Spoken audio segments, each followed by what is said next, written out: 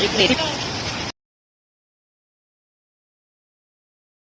Mix हे घेतलेलं आहे. ह्याच्यामध्ये तिरम आणि आळूची घेतलेत. आपण घेतल्यावर तुम्हाला लक्षातच आलं असेल की आपण आता आणि मस्त पैकी असं त्याला आपण हे सारण लावूया. असं सोप उलट करून घ्यायचंय आणि छान असं बघा तीळ वगैरे छान दिसत. छानसं असं पीठ सर्व बाजूने आळूवडीला लावून घ्यायचंय आणि मस्तपैकी अशी घट्ट आणि सुंदर अशी आळूवडी तयार करायची. दुसरा पान त्याच्यावर अशा प्रकारे ठेवूया. त्यालाही बेसन लावून घेऊया मस्तपैकी.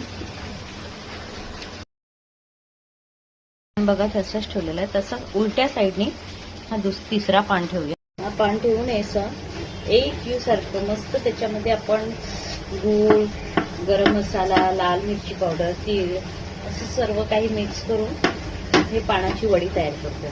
आता ह्या तिसऱ्या पानाला पण आपण असंच हे बेसन लावू. आपल्याकडे पान बऱ्यापैकी आहे. तर आणखी एक पान घेऊया आणि हा अशा प्रकारे हा असा उलटा ठेवून त्यालाही बेसन लावूया. चारी बाजूने बेसन लावून झालेलं आहे. आता ह्याची घडी मारणं फार गरजेचं आहे. सर्वजण आळूवडी बनवतात पण त्याची घडी घालता येत नाही. ही अशी दोन्ही बाजूने फोल्ड करायची. बघा असं फोल्ड केलं सूप उलटाच आहे आपला आणि त्याला हा पुन्हा बेसन लावून घ्यायचं छान असं.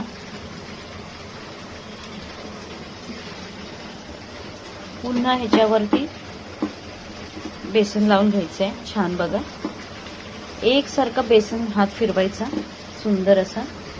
पुन्हा ह्याला अशी घडी घालायची, फोल्ड करायची. हे बघा ही घडी घालणं ना खूप गरजेचं आहे.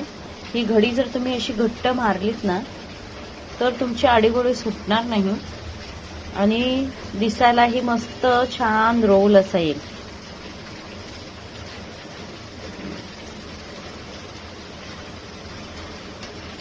आमच्या गावोगावी अशीच घडी घालतात. बघा असा स्क्वेअर तयार झालेला आहे आता छान. आता त्याला आपण फोल्ड करूया. असं छानसं असा रोल तयार करून घेऊया.